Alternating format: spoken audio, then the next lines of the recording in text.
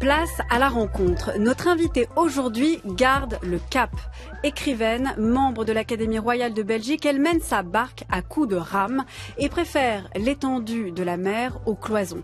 Elle signe un plaidoyer pour la liberté des écrivains, le verbe libre ou le silence aux éditions Albin Michel. Bonjour Fatou Diom. Bonjour. Et bienvenue dans les Midis de Culture. Merci bien, bon appétit. Merci. Fatou Diom, qu'avez-vous fait cette nuit ? J'ai pensé aux bêtises que je voudrais éviter de dire à votre micro. Et de quoi vous avez peur ? J'ai peur de la petite gosse qui sommeille en moi et qui va dire une bêtise ? Un petit monstre qui sort de sa boîte à chaque livre. Ça veut dire que vous n'avez pas beaucoup dormi ? Non, pas beaucoup. Ça, c'est une habitude, non ? Ouais, voilà, c'est pour ça qu'on vous pose la question. Il faut expliquer aux auditeurs quand même pourquoi on vous pose cette question. C'est que vous écrivez la nuit, vous vivez la nuit. La nuit, donc on pense que j'écris mes livres alors qu'en fait ce sont des sorcières qui me les dictent la nuit. Et qui vous empêche donc de dormir. Qui m'empêche de dormir. Alors qu'est-ce qui se passe la nuit ? Que vous permet la nuit que ne vous permet peut-être pas le jour ? Le face-à-face avec soi, avec sa vérité intérieure, la tranquillité nocturne. Et puis comme on cherche de la lumière, eh bien la nuit c'est toujours sympathique pour un feu de bois. Alors pour moi écrire c'est comme maintenir ce feu de bois et tisonner ce feu de bois en permanence. Ça veut dire que le jour, il y a trop d'activités autour de vous, de gens, de choses qui vont vous perturber dans votre réflexion ? Oui, la journée est saturée, il y a trop de lumière, donc tout est visible. Comme dans ce studio, par exemple, là où il y a trop de lumière. Mais ici, oui, je vais me planquer un petit peu à côté. Et donc, la journée, il y a de la lumière partout, donc on ne voit pas les nuances, les ombres, la pénombre. Et pour moi, c'est ça qui fait l'écriture. Tout ce qui se cisèle comme ça, les esquisses de la nuit, et on passe dessus avec la réflexion pour passer le stabilo. Dans ce livre, le verbe libre ou le silence, vous défendez, Fatou Diom, votre liberté d'écrire contre le joug des éditeurs. Est-ce que vous avez perdu à un moment donné ce goût de l'écriture et ce goût de la nuit ? Ça a failli arriver. Donc... Et je commence en disant, je remercie d'abord les éditeurs qui font entendre le murmure des écrivains. Parce que si nous pouvons publier, c'est justement parce qu'il y a des éditeurs de cette nature. Mais on sait que dans tous les milieux, les éditeurs qui publient les livres, qui critiquent les autres milieux, j'espère qu'ils auront assez d'humour pour retourner le miroir et regarder leur propre corporation. Donc, il arrive parfois que l'on croise un cornac, une cavalière, quelqu'un qui vous met la bride et qui confond son autorité d'éditeur ou d'éditrice à la créativité d'un artiste. Ce n'est pas la même chose. Donc, ça peut mettre en danger la liberté de l'auteur. Ça m'est arrivé une fois dans ma vie. C'était suffisamment traumatisant pour inspirer ce livre. Qu'est-ce qui s'est passé vraiment ? Vous le racontez dans votre livre, oui. Fatou Diom, mais qu'est-ce qui s'est passé à un moment donné ? Vous vous êtes dit, là, j'en peux plus, je peux plus écrire, je sais plus ce que je veux écrire. L'éditrice, la cavalière, comme vous la nommez, avait suscité ça en vous ? Oui, c'est quelqu'un qui contredit des choses sans proposer. Moi, j'aime bien qu'on réussisse à me convaincre. Donc, je dis, il y a une différence entre obéir et puis respecter. Donc, quand on respecte un avis, c'est qu'on a compris quelque chose, c'est que votre intelligence est sollicitée. Alors que quand vous obéissez, on vous somme de vous écraser. Donc, on annule complètement votre libre arbitre. C'est ça que j'ai ressenti avec cette éditrice-là, qui voulait le livre comme ça, dans telle direction, qu'il fallait même des mots, il ne faut pas utiliser tel mot, il faut mettre tel autre mot. Et si on va jusqu'à choisir la direction d'un écrivain, eh bien, on va nier totalement son inspiration. Très souvent, un auteur ne fait pas assez confiance à son texte. Il a peur de ne pas être compris. En fait, les gens adorent s'inventer leur livre quand ils le lisent. Se représenter les scènes, se faire leur film, comme on dit. Et parfois, quand vous saturez le goût de précision, de détails, d'explications, vous enlevez au lecteur la possibilité de se faire son film. D'abord, vous risquez de le dégoûter parce que vous lui donnez trop de matière, vous le fatiguez. Et en plus, vous risquez de priver le livre de choses que le lecteur aurait pu imaginer en verrouillant le sens. C'est très subtil, mais très souvent dans un manuscrit, je me vois annoter « le lecteur le sait bien ». En disant « ça, tu le supprimes ». Puisqu'on parle des éditeurs, voici la voix d'un éditeur, celle de Frédéric Martin, un fondateur des éditions Le Tripode, qui parle ici dans le podcast de Richard Guettet sur Arte Radio Bookmakers de son travail d'éditeur et justement de cette idée de couper. Ça, c'est quelque chose sur lequel vous revenez beaucoup, Fatou Diom, dans votre livre. C'est le fait de couper. Votre éditrice vous disait coupe, va droit au but. Oui, on me prend pour une attaquante d'une équipe de foot. Moi, je veux bien me couper une jambe si on trouve que je marcherai mieux. Donc, c'est juste l'utilité. Il faut me convaincre. Donc, je veux couper tout ce qu'on veut si on me dit que c'est justifié. Donc, alors, c'est l'argumentation. Donc, c'est la direction. C'est la qualité de ce qui est proposé. Finalement, un éditeur ou une éditrice peut être un partenaire, un complice, quelqu'un avec qui on dialogue. Donc, quand quelqu'un prend en compte votre avis, votre vision, votre idéal dans ce livre-là, son avis peut être vraiment un plus pour la construction. Mais quand vous avez quelqu'un qui vous dit « Oui, j'ai grosso modo compris l'idée de votre livre, et donc, mais je veux qu'il soit comme ci, comme ça, j'ai des attentes. » Moi, je n'ai pas promis quelque chose. Donc, c'est la maternité ou la paternité de l'œuvre qui est en jeu. Qui crée le livre? Qui écrit le livre? Est-ce que c'est la sensibilité d'un auteur ou ce sont les aspirations d'un éditeur ou... Mais est-ce que cette façon de faire de l'édition que vous dénoncez, l'absence de dialogue, l'absence d'argumentation, l'absence de volonté de vous convaincre de quelque chose, c'est nouveau ou est-ce que ça a toujours existé dans l'édition? Jusque-là, vous aviez eu de la chance. Vous étiez épargné. Oui, mais il faut voir ce que Balzac disait déjà de son éditeur. Et je pense que si vous mettez des euros ou des dollars, comme vous voulez, même des francs CFA, si vous mettez des billets quelque part, vous pouvez enlever un lobe du cerveau. Parfois, le pouvoir financier remplace l'éthique, l'intégrité morale, parce qu'on pense qu'au nom du pain que nous voulons gagner, nous serions prêts à accepter n'importe quoi. Alors, moi, je suis désolée, la soif ne me fera pas boire dans une mare pourrie. Et parfois, les idées qu'on nous donne, seulement quand c'est financé uniquement pour la vente, je considère que ce n'est pas la seule raison de l'écriture. Et pour moi, l'écriture, c'est d'abord de l'archéologie. On va au fond de quelque chose et ça, c'est l'intériorité même de l'auteur. Est-ce que vous pensez qu'il y a une uniformisation du livre en France sur justement ces demandes-là, de faire des formats courts, d'aller droit au but, de répondre à des commandes, et puis avec aussi tout ce que ça comporte comme dispositif, d'ailleurs, que ça se vende bien, qu'on le vende bien à la radio, qu'on fasse de la promo vite, rapide, qui tape fort, la rentrée littéraire? Oui, en fait, tout doit être sexy et vendable.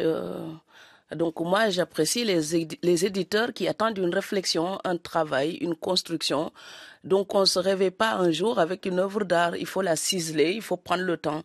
Et là, vous avez utilisé le mot, l'uniformisation. Donc moi, je vous renvoie à Stefan Zweig, l'uniformisation du monde.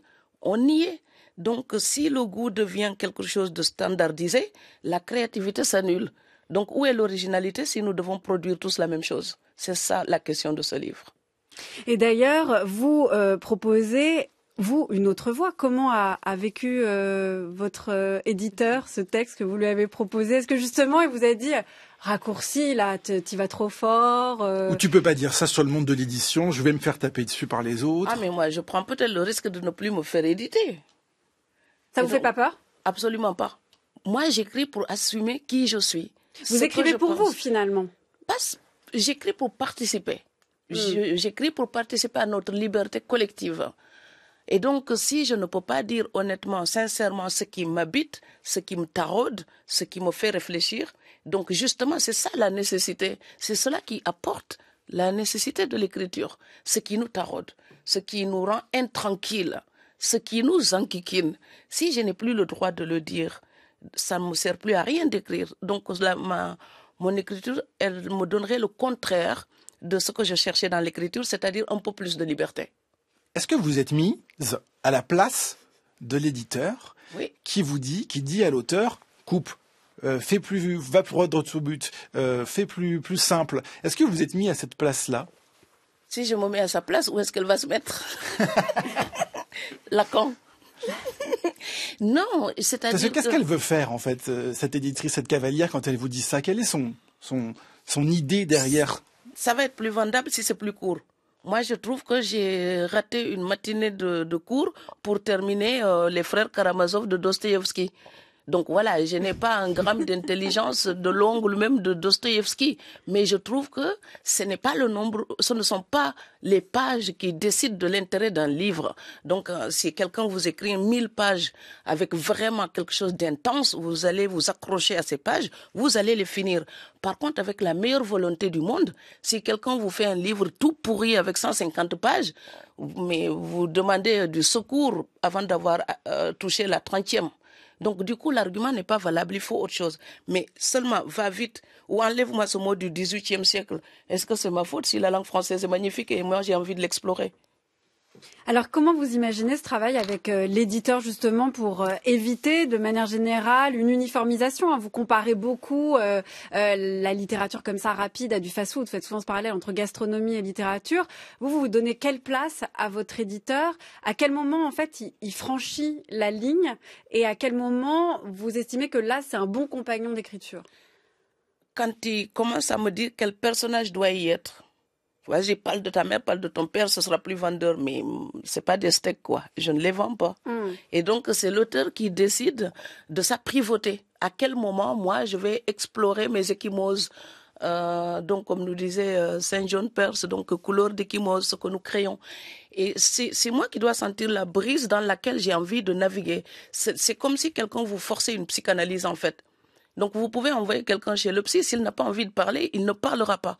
Pour moi, l'écrivain, c'est pareil. La plume de l'auteur, eh ben, c'est lourd. Il n'y a que sa volonté qui peut soulever cette plume et lui faire danser, enfin, lui faire dire quelque chose. La simple requête de l'éditeur, le chèque ne justifie pas tout. Donc, je suis désolée, et si on ne me publie plus, je reprends mes ménages. Mais si je dois écrire sans pouvoir dire ce que je porte en moi, les ménages me semblent encore garantir plus de souveraineté. Or, moi, je cherche juste un peu plus de liberté. Mais vous trouvez qu'il y a de la censure même sur certains sujets, sur certaines orientations? Je ne parle pas que du format, en fait. Je vous dirais même pire que la censure, c'est un truc de vampire. C'est quelqu'un qui vous aspire le cerveau. C'est-à-dire, vous décidez d'écrire un livre, la personne ignore d'où vous viennent vos thèmes, pourquoi ce sujet est fondamental pour vous. En fait, qu'est-ce qui vous réveille la nuit? Est-ce que quelqu'un qui n'est pas là avec moi quand je pense à ces choses-là peut raconter mes cauchemars à ma place? C'est déjà ça. Et en plus, écrire, c'est aussi un parti pris. Ce n'est pas seulement raconter une histoire, c'est raconter une histoire d'une certaine manière. Et chacun a évidemment son goût. Est-ce que ça vous met en colère? En révolte. C'est plus fort? C'est différent, révolte et colère? Oui, parce que la révolte, c'est la colère muée en action. Alors que la colère, tout simplement, c'est quelque chose d'irascible et stérile. Donc, je préfère la révolte, parce que ça me garde combative et éveillée. Ça vous révolte parce que aussi, vous, dans votre écriture, dans les livres que vous avez publiés, vous racontez des choses très intimes. Vous racontez votre histoire, l'histoire de vos parents, de vos grands-parents. Et donc, vous vous dites, là, on s'introduit dans mon histoire. Oui. C'est quelque chose qui relève du domaine de l'intime, comme d'ailleurs toute création. Même, vous savez, si je veux vous décrire un verre d'eau, il y aura de l'intime. C'est mon rapport au verre d'eau. C'est pas le vôtre. Et ça, je voudrais avoir le droit de le dire. Je pense qu'un bon éditeur peut publier même un livre qu'il déteste fondamentalement. Mais parce que c'est bien écrit, ou parce que c'est poétique, ou parce que ça apporte une vraie réflexion, il peut trouver cette réflexion digne d'être partagée. Donc, on n'est pas obligé d'apprécier forcément les livres qu'on publie comme si c'était nos œuvres à nous. Ça, c'est le cas, notamment quand les éditeurs publient des hommes ou des femmes politiques avec lesquels ils ne sont pas d'accord. Mais ça, c'est pour faire de la vente, les hommes politiques. Oui, mais eux, c'est pas des créatifs, les hommes politiques. Nous, on est avec Rimbaud, alors que eux, ils sont avec l'autre que je ne nommerai pas. Donc, les hommes politiques, ils sont plus concrets, ils ont les pieds sur terre, ils veulent être élus. Ils veulent séduire. Moi, je ne cherche pas forcément à séduire. Oui, d'ailleurs, vous êtes prête à ne plus être publiée. Exactement. S'ils ne me publient pas, s'ils pensent que je mérite cette sanction-là, moi, je leur envoie l'interrogation sur la liberté. Est-ce que c'est comme ça que vous traiterez la liberté d'expression? Moi, je suis assez inconsciente pour poser ces questions-là. Je ne suis pas la seule auteure qui ait déjà souffert de ça. Avant d'écrire là-dessus, j'avais déjà entendu beaucoup de gens se plaindre, mais sous cap.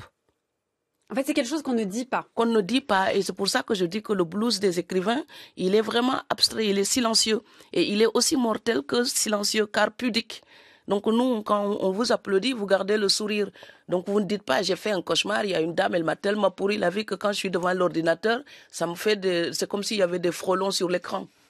Et comment vous avez fait d'ailleurs pour résoudre qui a donné lieu à ce livre, cette histoire avec cette cavalière, avec cette éditrice? Comment on fait pour résister? Madame, vous ne me publierez plus jamais parce que ma vie est à moi. Donc vous êtes partie. Vous êtes partie. Non, j'ai décidé qu'elle ne me publierait plus jamais. Même si on est dans la même maison, on peut dire, moi, je ne veux plus travailler avec Paul, Pierre ou Jacques. Ça, c'est à moi. Mais en fait, quand on le fait, il faut être prêt à assumer toutes les conséquences. Et dans ce contexte-là, toutes les conséquences me conviennent parce qu'il y va de ma dignité humaine. Jusqu'à 13h30, les midis de culture. Nicolas Herbeau, Géraldine Mosna-Savoie. Chaque livre, chaque projet se développe et se construit selon sa forme à soi. Et il me paraît qu'une des plus graves erreurs qu'un écrivain ou d'ailleurs un artiste puisse commettre est de se laisser aller paresseusement à reprendre et s'imitant soi-même à perpétuer une forme qui lui a une fois réussi. Cela m'est d'ailleurs arrivé comme à tout le monde. Je sais maintenant que chaque fois que l'écrivain s'assied à sa table devant son cahier de pages blanches pour une œuvre nouvelle, il aura à voir naître sous ses doigts, comme un potier qui commence à faire tourner son tour, une forme toute nouvelle et qu'il ne pourra employer qu'une fois. Fatou Diom, est-ce que vous avez reconnu cette voix? La reine Marguerite. Oui, c'est la reine Marguerite. Yourcenar. En 1971, sur France Culture, dans l'émission Entretien avec, c'est une de vos grandes références. On l'entend dans cette archive. Elle défend la créativité, la création, le fait de ne pas s'enfermer dans quelque chose. Est-ce que vous vous retrouvez dans cette idée-là? Et je vous dirais même que c'est les entretiens avec Jacques Sancel, parce que je l'ai à la maison et que j'adore. Donc vous vous baignez dans la voix de Marguerite Yourcenar. Ce sont des phares que je garde en ligne de mire. Comme cette dame, ce qu'elle me dit là, je suis prête à payer tous les prix pour être fidèle à ce qu'elle est en train de nous apprendre. Pour moi, c'est ça l'intégrité de la création. Donc l'intégrité morale, l'éthique, la loyauté à soi. Mais on ne peut pas être loyal avec les autres si on ne l'est déjà pas avec soi-même. Donc ce qu'elle m'apprend là, c'est une manière de participer. Je n'ai pas la science infuse. Mes bêtises à moi, je veux seulement qu'on me donne le droit et le privilège de les assumer. Tout simplement. Vous avez dit tout à l'heure, Fatou Diom, que vous vouliez assumer aussi d'où viennent vos idées, d'où viennent vos thèmes, la forme. Comment ça se passe? Comment les idées vous viennent? Pourquoi vous décidez d'écrire plutôt sur tel ou tel thème? Par exemple, là, sur l'édition, ou peut-être aussi sur votre grand-père, ou à d'autres moments de faire plus une forme d'essai? Oui, vous voyez, la dame disait ne pas céder à la paresse, de se laisser pousser dans un domaine pour écrire quelque chose. Moi, par exemple, il faut que je l'annonce. Je n'aime pas qu'on me demande d'écrire. Ce serait bien que les gens, ils l'entendent ça. Donc, je sais que quand on me demande une préface, un texte pour ceci ou pour cela, je rends hommage aux gens qui ont la générosité de me faire cette confiance-là. Mais c'est juste un talent que je ne possède pas. Vous ne pouvez pas répondre aux commandes. Voilà, je ne sais pas le faire. C'est pas que je ne veux pas. Moi, je voudrais le faire pour être l'ami de tout le monde et être toute gentille. J'adore faire plaisir, mais je ne sais pas écrire sur commande, ça me met en panne. J'ai peur. Vous avez essayé? J'ai essayé, mais je n'y arrive pas parce que il n'y a pas la même sincérité, il n'y a pas la même fougue, la même folie, la même liberté. Il y a une joie d'enfant qui joue. Et là, on va chez Schiller, l'instinct de jeu. Il faut atteindre cet instinct de jeu pour se sentir suffisamment libre pour expérimenter. Pour moi, créer, ce n'est pas seulement créer, c'est aussi expérimenter une facette de soi. Et donc, quand on me demande d'écrire un texte, vous savez, on vous demande, comme je le dis dans le texte, d'adapter l'idée de Paul avec le style de Jacques. Le problème, c'est que Jacques, écrivant du Jacques avec les idées de Paul, ce n'est plus du Jacques. C'est du Jacques selon Paul. Et donc, on me demande de faire du Fatou Diom selon Fatou Diom. Selon l'idée formatée qu'on se fait de vous et de ce que vous pourriez écrire? Exactement, oui, selon l'idée qu'on se fait de mon écriture ou de ma façon de penser. Mais quand je fais du Fatou Diom d'après l'idée qu'on en a, eh bien, dans ce cas, le style de l'auteur devient tout simplement comme du glutamate dans une sauce. En fait, ça vous panique parce qu'on attend quelque chose de vous et donc que vous rentriez dans un rôle ou un style qu'on vous a accolé. Oui. Alors, quand je fais le livre, vous savez, vous dessinez votre maison, vous demandez à l'architecte de la bâtir de telle manière. c'est parfait, vous avez un plan. Sauf que moi, quand je commence un livre, moi-même, je me laisse surprendre. Donc, j'essaie de voir, mais quelle folie va me pousser à faire une embardée d'un côté que je n'imaginais pas. Parfois, un personnage s'ajoute parce qu'il y a quelque chose qui m'a touchée. Et puis, je vais creuser alors que ce n'était même pas prévu. Donc, si un éditeur me demande de prévoir tout ça avant, alors que moi-même, je ne sais pas, c'est comme si on vous demandait, vous, de prévoir la météo de l'année prochaine. Moi, j'ai besoin de la vivre pour vous la décrire. Alors, comment ça vient, justement? Ben, j'écoute ma petite folie et je l'assume. Et j'arrête de vouloir être intelligente. Donc, j'accepte que voilà, j'ai mes limites et que tout être humain a le droit à ses limites. Et puis, j'expérimente et je fais un peu de poésie. Et les idées s'étoffent selon les aînés que j'ai lus, selon mon parcours, selon mes rencontres. Et puis, selon mes humeurs, c'est une navigation marine. Vous expérimentez, ça veut dire très concrètement. Vous écrivez comment? Assise devant un bureau, avec un stylo au crayon de bois, sur un ordinateur. Vous relisez, vous corrigez, vous recommencez. Comment vous écrivez concrètement? D'abord, je récite. Et donc là où j'habitais avant, il y avait une petite table. Quand je faisais les 100 pas, j'avais toujours un sparadrap sur le tibia parce que je me fracassais les jambes sur la petite table quand je récitais. Donc, alors quand j'ai déménagé, je tenais à avoir une pièce qui est en longueur. Comme ça, le bureau, il est à côté. Et moi, je peux me lever et puis je marche, j'ai la tête en l'air et je récite. Et d'un coup, je vais aller à l'ordinateur, je vais taper vite la page que j'ai en tête. C'est comme si j'écrivais mon brouillon dans ma tête. Je vais changer des mots parfois qui peuvent être justes, mais peut-être que leur musique ne me convient pas. Et je vais changer pour avoir une fluidité, une espèce d'ardeur de quelque chose qui me touche. C'est marrant parce que taper vite. Ça passe d'abord par le fait que ce soit musical, en fait, que vous puissiez le dire et que ça ait une respiration. fluidité. C'est ma respiration. C'est la musique, mais aussi dans ma manière de parler, dans mon phrasé. Et aussi, il faut que je change des choses. Parce que parfois, certaines expressions ne signifient pas la même chose en France qu'au Sénégal. Donc, avec la francophonie. Et par exemple, si je vous dis « ça me fait chaud au cœur » en France, et puis quand je suis en Alsace, vous imaginez l'hiver terrible et une tasse de chocolat chaud, c'est merveilleux, n'est-ce pas? C'est une impression de bonheur. Mais au Sénégal, si vous dites « ça me fait chaud au cœur », ça veut dire « ça me met en colère ». Ah oui. Eh oui, imaginez le soleil des tropiques et en plus, vous tisonnez le feu. On se brûle de colère. Donc, ça me fait chaud au cœur. Donc, moi, je dois inventer une périphrase pour arriver à dire la même chose autrement. Et que ça s'adresse à tout le monde. Voilà. Alors, donc, je vais me faire une métaphore qui m'amuse, mais qui n'amuse que moi, parce qu'elle est sortie de nulle part, et je la voulais comme ça. Donc, imaginez une éditrice qui vous dit « ça n'existe pas, il faut me l'enlever ». Eh bien, non, madame, elle existe parce que j'ai décidé de la faire exister. Oui, mais moi, je parle français depuis ma naissance. Non, mais alors, et le chirurgien, il est né avec un bistouri? Non, il a fait des études de chirurgie, et quand il opère, on lui fiche la paix. C'est pareil pour les écrivains. On apprend la langue, et bien, quand nous l'utilisons, laissez-nous la liberté de la renverser. Voilà. C'est intéressant que vous ayez utilisé l'expression de chaud au cœur avec cette double dimension, Fatou Diome, parce que on a l'impression que votre écriture, c'est à la fois pour vous un refuge, quelque chose qui vous fait chaud au cœur, mais c'est aussi une zone de combat. Oui. Donc quelque chose qui, justement, vous donne chaud au cœur, quoi. Est-ce qu'on peut dire que c'est ces deux sens-là qu'il y a dans votre littérature? Ou c'est trop réducteur aussi? Comme au Sénégal, les Wolofs disent « seddal na sama xol », donc ça rafraîchit mon cœur, on va dire. Oui, c'est les deux, mais en même temps, c'est un espace de joie. Moi, je n'ai pas qu'une écriture de révolte ou de combat. Parfois, ce livre est révolté. Celui-ci, oui. Mais quand vous prenez, par exemple, Celles qui attendent, il y a des passages où je rends hommage aux femmes. Et mais vraiment parce que je les ai admirées ici comme en Afrique, dans leur vie, dans tout ce qu'elles doivent traverser.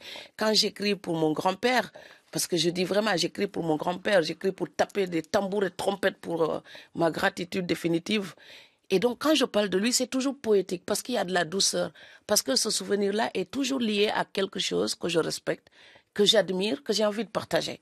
Et cette beauté-là aussi, je ne trouve pas cette écriture-là utilitaire. En dehors du plaisir et du simple fait de rendre ma gratitude bruyante, il n'y a aucune raison. Je le fais juste parce que j'ai envie de le faire. Vous disiez écrire pour participer, dire ce que vous pensez. Et donc là, effectivement, vous écrivez aussi pour participer notamment au débat qu'on peut qualifier de politique, de comment on vit tous ensemble dans une société, sur la planète. Il y a aussi cette idée d'apporter votre pierre à l'édifice. Oui, ce sont les grands qui font la politique. Donc alors, aux petites gens dont je suis, la liberté de taper sur la face du roi. C'est vrai, c'est tout ce qui nous reste. Donc eux, ils ont la possibilité de signer des décrets. Donc, ils proposent et d'autres, bien placés, exécutent.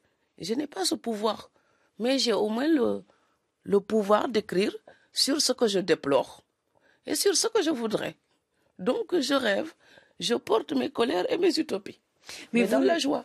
Mais vous ne prétendez pas, par exemple, être un modèle ou Non. un guide, ou par exemple, parce que ce qui est frappant, je reviens à ce texte, hein, le verbe libre ou le silence, c'est qu'en fait, on peut le recevoir aussi comme un élan assumé d'être libre, arrêter d'être, il y a ce terme qui revient de larbin, Oui. arrêter d'être des larbins des éditeurs ou de ce qu'on vous demande ou de la pensée ou des lectures. Donc ça, c'est quand même quelque chose aussi où là, vous pouvez jouer un rôle, en fait, d'une certaine manière, sans être un modèle, peut-être. Le modèle. Moi, je suis dans la quête de ma vérité intérieure. Est-ce que quelqu'un qui est perdu en forêt, qui se promène avec une torche, est un guide? Je ne sais pas. Ah bah oui. Mais il cherche son chemin. Donc, si la lumière, elle est diffuse et les gens trouvent qu'il y a une piste là et qu'ils viennent, eh bien, je suis honorée, ravie de trouver mes compagnons et de la route humaine. Je serai ravie. Mais je ne me vois pas comme un modèle puisque je suis en apprentissage et je cherche. Et c'est pour ça que je lis encore les aînés, que je m'inspire des philosophes, que je pense à mes grands-parents et à leur éducation qui me reste, qui me guide encore.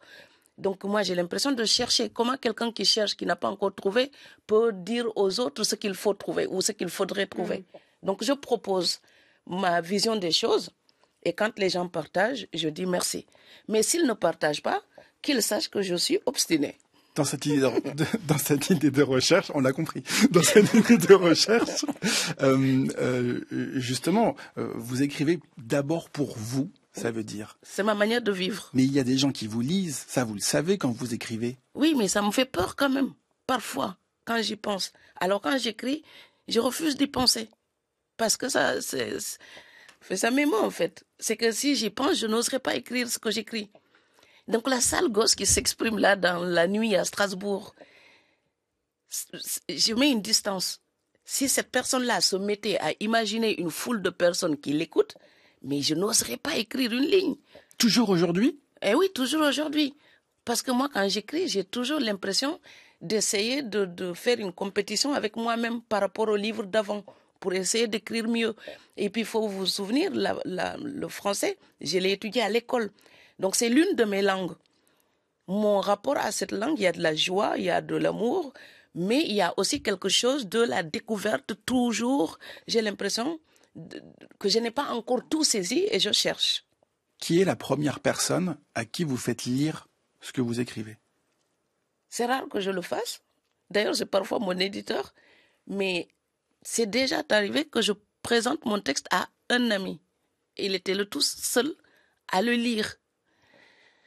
Parce que je sais que lui, quand il sourit, les autres vont éclater de rire. Donc, il est très difficile à satisfaire. C'était même la raison pour laquelle mon respect, mon admiration pour ses compétences intellectuelles, littéraires, philosophiques, c'est pour ça que je lui demandais de le lire avec la conscience d'être quasiment dans l'impossibilité de le satisfaire. Et au moins, ça peut me pousser au bout de moi-même pour essayer d'être à la hauteur de sa lecture. Que nous le voulions ou non, nous sommes en train, tous les continents, toutes les nations, toutes les civilisations, nous sommes en train de constituer la civilisation de l'universel. Le nouvel art plastique du XXe siècle s'est inspiré de l'art nègre. Je me rappelle encore Picasso à la porte de son atelier me regardant dans les yeux et me disant « il nous faut être des sauvages ». Et moi je regarde, je dis « il nous faut être des nègres ». et il éclate de rire et il acquiesce. Bon, il nous faut rester nègres en nous enracinant dans les valeurs de la négritude. Mais il faut nous ouvrir aux valeurs complémentaires des autres civilisations, et en particulier de la civilisation européenne. Autrefois, on disait chacun doit être grec à sa façon. Maintenant, je dis chacun doit être métis à sa façon. Là encore, vous avez reconnu Fatou Diome, vous connaissez tout par cœur. Exactement. Et il continue, mon message est qu'il faut s'enraciner d'abord dans sa propre culture pour, à partir de là, assimiler. par cercle concentrique toutes les autres cultures du monde. Donc voilà mon chéri, avec Voltaire et Schiller. Et Yourcenar? Et Goethe.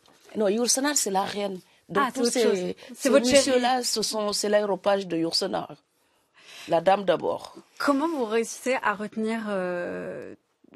pareil pour Yourcenar, vous connaissiez par cœur. Là, Senghor, vous auriez pu encore le réciter, là? Ah, mais je ne sais pas. C'est pour ça que j'écris. Il y a des tas de choses que je ne sais pas. Que vous avez en vous et que vous devez à tout prix mettre sur le papier. Oui, quand j'étais à l'école primaire, j'aimais lire les choses. Donc, l'instituteur, il me donnait d'autres livres. Parce que quand j'aimais le livre, je lisais tout le livre. Et après, il passe des semaines à reprendre des pages. Et puis, moi, j'ai envie de lire d'autres choses. Alors, il me faisait des cadeaux en me donnant d'autres textes pour le plaisir. C'est toujours ça que j'ai dans ma tête, dans mon cœur. Vous dites dans votre livre que l'époque de Senghor est révolue d'une certaine manière. Qu'est-ce qui a changé, enfin, qu'est-ce qui est révolu, en fait, de Senghor? Lui, il était colonisé, pas moi. C'est d'une évidence. Donc, les indépendances, on met ce qu'on veut derrière. Toujours est-il qu'elles ont été signées. J'y crois, j'y adhère. Donc, elles ne sont pas parfaites. Hein. Nous avons encore à taper sur la table de Marianne pour qu'elle améliore des choses à notre égard. C'est une évidence, ça aussi. Mais on ne peut pas dire que nous soyons restés là où nous en étions. Je suis une chanceuse héritière des indépendances et du dialogue de l'universel que prenait Senghor, le fameux rendez-vous du donner et du recevoir. Eh bien, pour pouvoir donner et recevoir, il faut accepter de rencontrer les autres. Et pour accepter de rencontrer les autres, il faut accepter de pardonner les conflits du passé. Je ne dis pas les oublier, mais en tout cas les intégrer en tant que matrice de notre propre histoire pour pouvoir en faire un socle et avancer. Donc moi, j'y crois. On me trouve peut-être un peu naïve. Il y a des naïvetés positives que je revendique. J'accepte de croire en la vie et en la fraternité entre les peuples. Donc vous n'êtes pas dans une pensée, dans des thèmes sur la colonisation. La décolonisation, par exemple, les courants décoloniaux, de pensée décoloniale, où on doit écrire d'un point de vue. Ça, c'est quelque chose qui est un sujet qui vous intéresse pas forcément. Non, parce que je suis consciente de ma liberté, je l'habite, je l'utilise, je la défends. Donc, de quoi devrait-on me décoloniser? Je suis en train de parler français, j'ai adoré, je suis allée à l'école moi-même. Donc, de quoi devrait-on me décoloniser? Je parle plein d'autres langues africaines, mais je ne sais pas dire épistémologie en sérère. C'est pas que l'idée n'existe pas. C'est juste que personne ne me l'a enseigné en sérère. En tant qu'auteur, je ne suis pas le législateur. J'utilise la langue que le législateur du Sénégal a bien voulu mettre à ma disposition à ma naissance. C'était cette langue. Donc, je l'utilise sans amertume, en étant consciente des combats qui ont été menés pour que moi, j'ai le privilège de penser de cette façon. Donc, si on se remet à reprendre le combat de Senghor, ou le combat décolonial, comme on dit, on invalide l'œuvre de Senghor et Césaire. Je ne veux pas invalider l'œuvre de Césaire et Senghor. Par contre, je veux participer et mener ce combat encore plus loin. Alors, pour aller plus loin, Comme disait Senghor, la troisième voie, celle de la concertation. Et donc, il y a les conflits, il y a la division, et il y a la troisième voie qui propose la rencontre et le respect mutuel. Donc moi, j'écris un texte là-dessus et j'appelle ça la réflexivité du regard. Avant, donc il fallait des sauvages parce que les Occidentaux oubliaient qu'eux-mêmes étaient des sauvages quand les autres les observaient. Il n'y a rien de plus réflexif que l'exotisme. Chaque fois que vous regardez quelqu'un en le trouvant exotique, il pense rigoureusement la même chose de vous. Donc, du coup, les sauvages occidentaux s'ignoraient. Moi, je leur rappelle à quel point ils sont dans la même sauvagerie humaine que nous devons dompter, améliorer pour pouvoir vivre ensemble. Et vous allez aussi dans ce concept que vous citez de Goethe, qui est la littérature monde, la Weltliteratur, en fait, où là, il n'est plus question de localisation, en fait, de point de vue, mais au contraire, en fait, peut-être de ce que vous dites, de rencontre. Oui, le souci de l'homme. C'est quoi la raison de la littérature? Elle est faite par des hommes, lue par des hommes et pour des hommes. Donc, on fait ça. Où que l'on soit, cette question reste vraie. Pour qui écrivez-vous? Mais je suis humaine, j'écris parmi les humains, je suis lue par des humains. Donc, elle s'intéresse aux humains, où que l'on soit. Alors, est-ce qu'on est africaine, est-ce qu'on est suédoise? Enfin, c'est le cadet de mes soucis, quoi. Voilà. Donc, moi, je lis Yourcenar, j'étais sous mes cocotiers, quoi. Et je ne comprenais pas un traître paragraphes de ce que je lisais. Et après, j'ai repris. J'ai lu Goethe, je ne savais même pas que je verrais l'Allemagne un jour. Et Voltaire, quand je lisais ça, mon cerveau était certainement en souffrance parce que c'était trop dur à l'époque pour moi. Et j'ai continué à découvrir des penseurs. Les Césaire, les Senghor, tout ça. Mais vous savez, il ne suffit pas d'être noir pour être les mêmes. De la même manière, il ne suffit pas d'être blanc pour être les mêmes. Il y a des blancs qui sont certainement plus proches que moi que de leurs voisins. Comme il y a des noirs avec lesquels peut-être je suis moins proche parce que je les connais moins, parce que nos cultures sont riches et diversifiées. Donc, mais notre humanité, elle reste la même partout. Donc, vous êtes vraiment dans cette voie de Goethe en vous disant, en fait, je vais pas faire une écriture, je vais pas m'adresser qu'aux femmes, je vais pas m'adresser qu'aux femmes noires, je vais pas donner à entendre quelque chose là, on retrouve en fait cette idée de parler d'une attente de soi, en fait, d'une étiquette. Moi, je suis mauve. Oui, vous avez une belle écharpe mauve, tout à fait. Vous mettez du rouge et du bleu, vous avez du mauve. Donc, par définition, le mauve se neutralise, s'annule dès qu'il est sectaire. Si le bleu n'aime pas le rouge, il n'y a pas de mauve. Si le rouge n'aime pas le bleu, il n'y a pas de mauve. C'est exactement ce que je suis. La Fatou Diom que je suis sans le Sénégal, je ne suis pas Fatou Diom. Sans la France, je ne suis pas Fatou Diom. Donc, Fatou Diom, pour moi, dans ma tête, quand j'écris, c'est un alliage de ces deux cultures. Donc, quelqu'un qui pense comme ça ne peut pas être pour la division. On me reprochera tout ce qu'on veut. À mes 195 ans, je répéterai la même chose. Merci. Vous êtes invité pour l'anniversaire.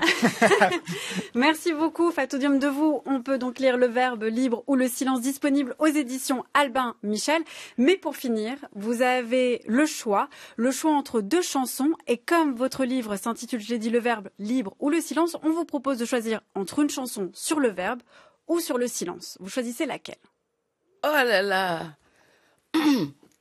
Je suis née dans un bras de l'océan Atlantique, alors respiration, le verbe. Vous prenez le verbe, c'est parti.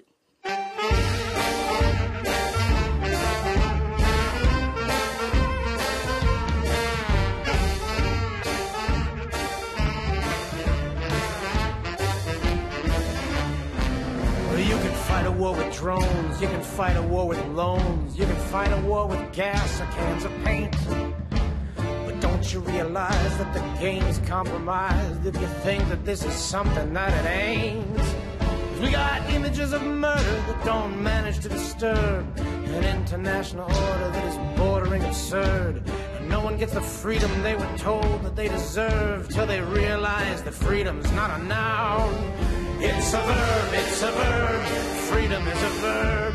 Something never finished, never done. It's something you must make, it's something you must take, it's something you must constantly become.